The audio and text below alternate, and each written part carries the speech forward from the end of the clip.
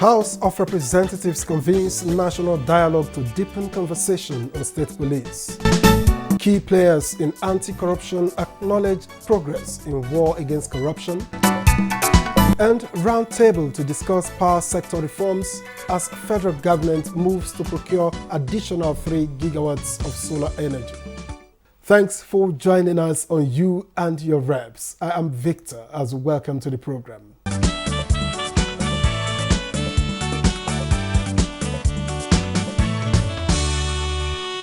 Adopting a multi-layer security approach, such as the establishment of state police in addressing insecurity in Nigeria, may have become indispensable.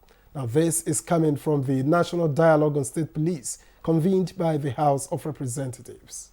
The issue of state police has been a recurring legislative proposal. Another season of constitutional alteration is here, and the House of Representatives believes there is need for a more objective and strategic engagement on the clamor for state police. This will lead to the alteration of the 1999 Constitution to remove police from the exclusive to concurrent list. In Nigeria, the present policing structure necessitates a data-driven evaluation. The United Nations recommends a police-to-citizen ratio of 1:450 citizens. One police officer today, regrettably, in Nigeria is taking care of not 450 citizens, but 600 citizens.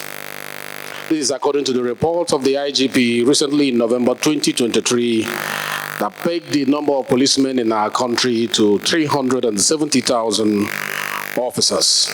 The House of Representatives is currently considering Bill HB 617, a constitutional alteration bill on state policing sponsored by myself and 13 other distinguished colleagues. The National Dialogue presents a valuable opportunity for cross-fertilization of ideas on the most effective path towards establishing state policing in Nigeria. Through open discussion and a thorough examination of all perspectives, we can identify the optimal strategy for a more secure and peaceful Nigeria. As legislators, we are tasked with crafting laws that address our people's immediate needs and anticipate and mitigate future challenges. Our role in security lawmaking is to ensure that any initiative such as establishing state policing adheres to our Constitution and aligns with the broader goals of national security and our public welfare. Furthermore, legislative oversight is essential to ensure that these laws are implemented effectively and continue to serve the best interests of the Nigerian people. Through our committees and investigative processes, the National Assembly has a duty to monitor, review, and refine operations of security agencies to prevent any abuses of power and safeguard citizens' rights and freedoms. The House of Representatives, and by extension, the National Assembly, will facilitate consensus building towards strengthening security and policing structures to protect lives and properties better.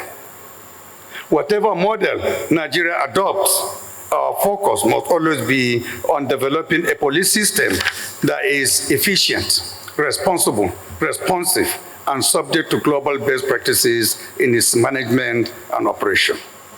This national dialogue, supported by Policy and Legal Advocacy Center, UK International Development, and the United Nations Development Programme, was a platform for present and former leaders and members of the diplomatic community to present their convictions on the prospect of state police. There's no way we can manage our internal security if states will not have their police.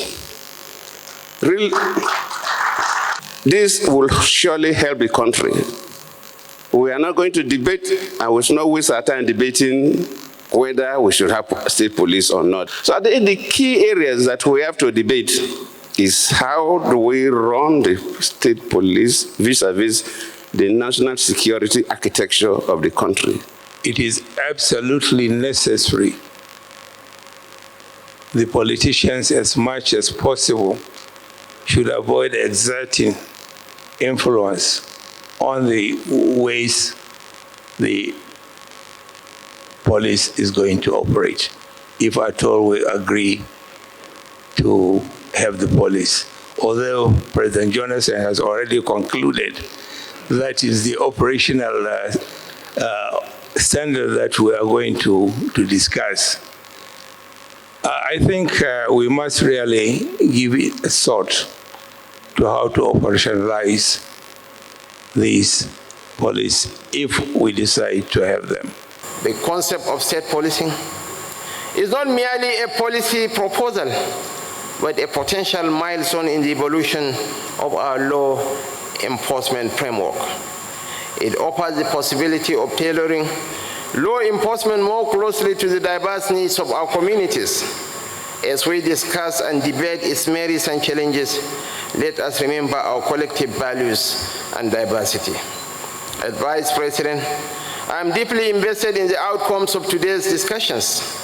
The insights we gain will inform our administration's approach to supporting legislation that not only enhances the capacity of our police force, but also strengthens the bonds of trust between law enforcement and the public. Beyond the idea of decentralization of police in Nigeria, the debate focused on addressing the fears of those opposed to it. There are lots of people who are very, very anxious that the police be reformed, that the police be given more powers, be given more responsibility. Perhaps that the way to go might actually be to decentralize the police in a way that ensures that the decentralization of the police safeguards it from abuse. A lot of people are, of course, worried that if you hand over police to state governors, that could pose a major source of concern as well because of the politically partisan nature of governors. In my home country, Germany, each of the 16 federal states have their own state police, their own police laws, and their own police training institutions. And suffice it to say that we have made both positive and also other experiences with state police. While the localized knowledge of state police is an advantage, the difficulty of coordination, competing mandates have often been a challenge.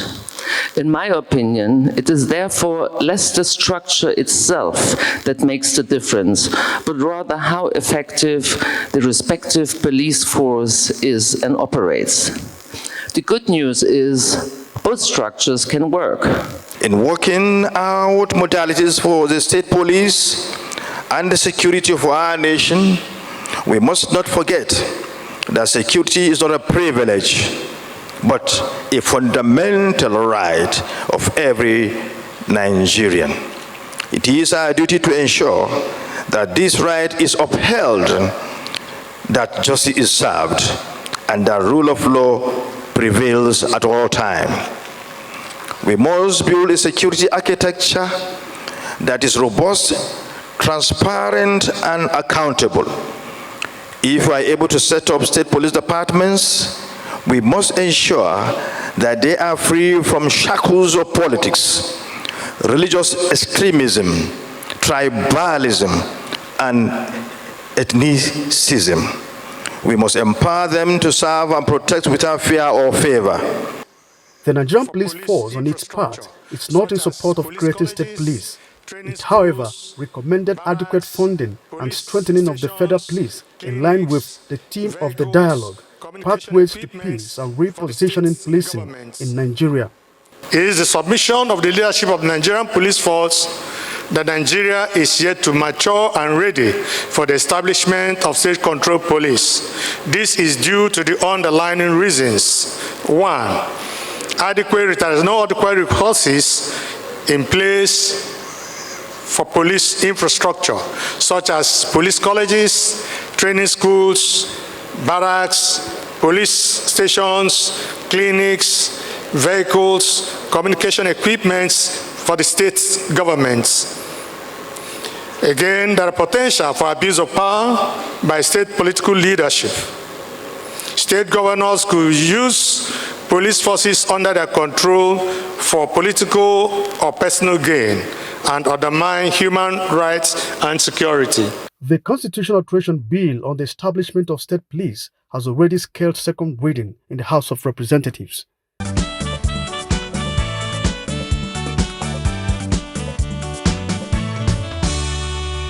Member representing Malamadori, Kaugama Federal Constituency of Jigawa State and Chair of the House Committee on Police Affairs, Abubakar Maki Yalleman, sheds light on the dialogue and the way forward.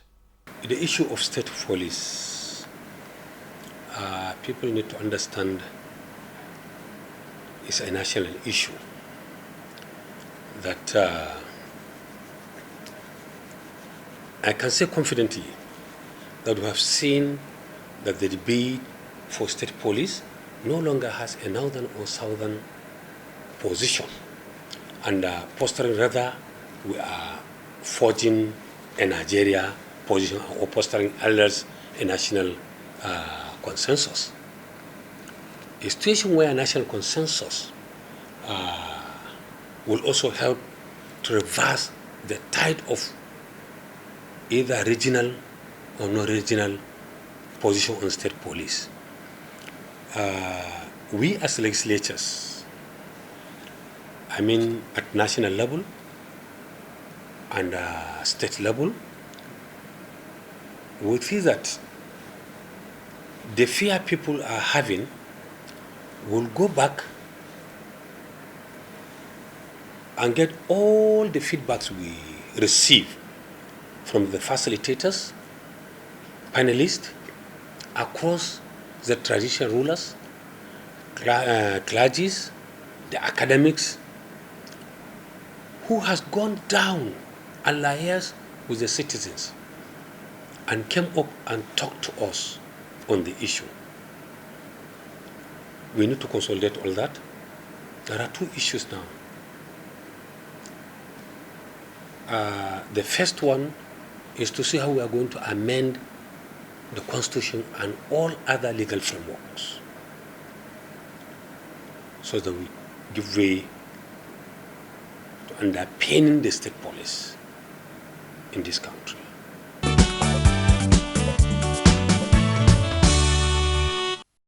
We have got all what we expect to get from the stakeholders on the 22nd. We are now going to synchronize and pull out. Even there is one professor, I think a doctor there, when he was deliberating, he was quoting section 214, 215, 216 as amended. We need to go through it and see what he's talking about and what we can do at our own level, then to send it down to the state assemblies. We'll make sure that we come up with something tangible where Nigerians will not be, nobody will feel that he was subcharged.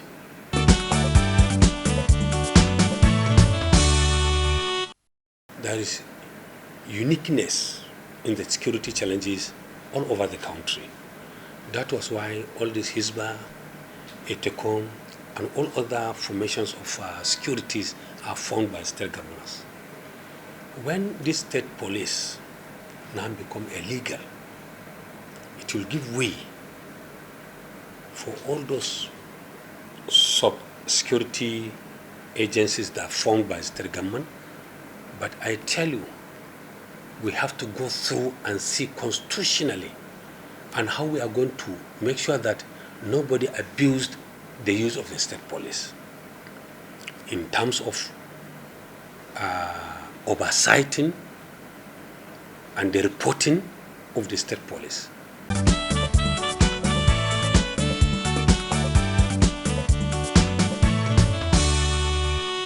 The federal government appears to have breathed new life into the war against corruption, with the renewed vigor exhibited in the prosecution of corruption cases. Now, Chair of the House Committee on Anti-Corruption, Kayode Akiola, gave the indication during a colloquium put together by the committee in Lagos.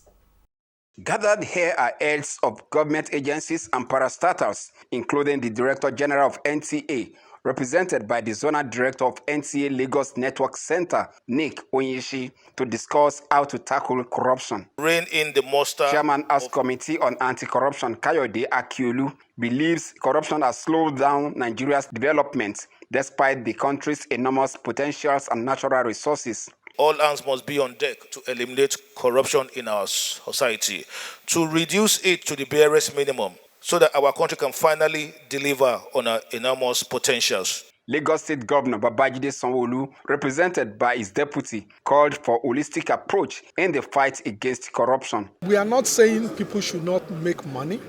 We are not saying people should not do the right things well. So how do you now make sure that what I own are the things that I worked for legitimately? Speakers at the colloquium emphasized on the need for all stakeholders to join hands towards strategizing against corruption. Willful act or acting or deliberate act is a major cause of fire outbreak in our nation and can be linked to corruption.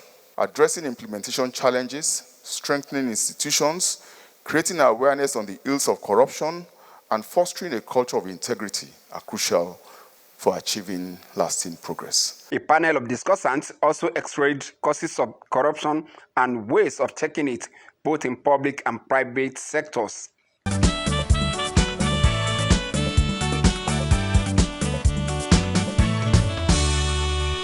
Nigeria's power sector is currently begging for reforms as the Tinubu administration is on the verge of procuring additional 3 gigawatts of solar energy source across 25 states of the Federation. Now, this formed the basis of an interactive dialogue between the National Assembly and key players in the power sector. Assenting Electricity Act 2023 is reassuring as such legislative framework has worked its path to decentralize electricity markets, allowing states to have say in the industry. More in the workshop was convened to have a dialogue on the significance of power in engendering national development. We aim to provide a dynamic platform for stakeholders to evaluate the progress made thus far in the electricity supply industry development. We will dive into the successes, challenges, and opportunities encountered along the journey, seeking to identify key areas for improvement and innovations. We believe that the new tariff regime, which is a hybrid of the subsidized regime and the cost-reflective regime. I don't even call it cost-reflective. It is called service-reflective regime. Because if you cannot supply power to a minimum number of hours, you cannot charge it. Having the power to set tariff policy within state borders also comes with the responsibility of paying tariff shortfalls and subsidies that emanate from these policies. It comes with the responsibility of state governments guaranteeing payments to the national wholesale electricity market. The summit was declared open by Speaker Tajuddin Abbas.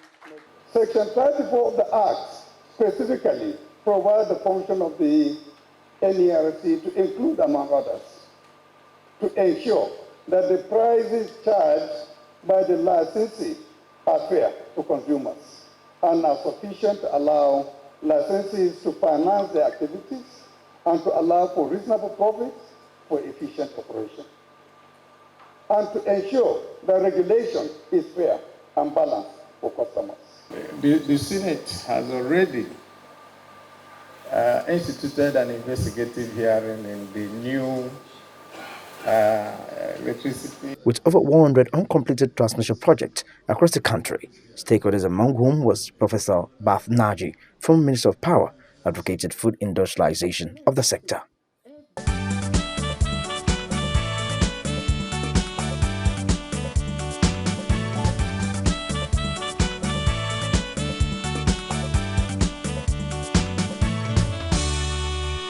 Orders of the day is an ever-present item on the order paper of the House of Representatives.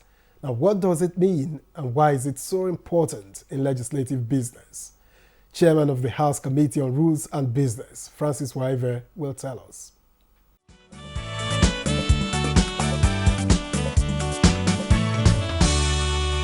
When you talk about orders of the day, is like in the layman's term, you'll be talking about the items on the agenda paper.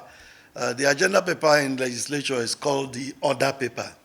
So the orders of the day are the items on the to be discussed or to be treated on the floor of the House on that day. So when you talk of order one, you're talking of item number one, as it were. But then there are some issues that are not considered as orders of the day. Like in our own legislative practice here, those beginning items where the Speaker adopts the, approve and adopt the minutes of the previous day, or the votes and proceedings of the previous day, communication from Mr. President or from the Senate or other parliaments, announcements, those are not considered as part of orders of the day. You start considering a matter order of the day from the point where you start dealing with issues that are going to be discussed on the floor. And usually, bills and motions are the main legislative instruments with which we do our job. So you start numbering the orders of the day when you start talking about bills and motions. So, for instance, you could start with the first reading bills, and then you go on to third reading, second reading bills, and then you go into motions. Then you're now going to a committee of the whole or committee of the supply, depending on what is on the other paper that day. So each of them has their number. So that's where you start the serial number. That's when you start numbering them as orders of the day. The items on the agenda paper, layman speaking now, but orders on the order paper. That's the meaning of the word orders of the day.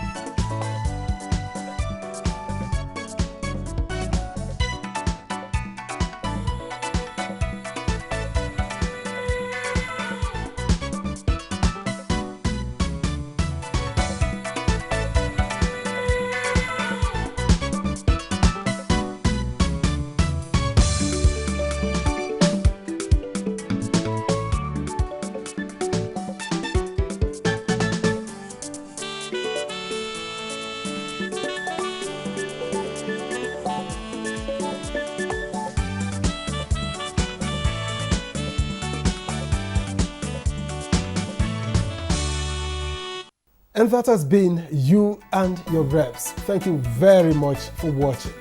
I am Victor, as well. See you next time.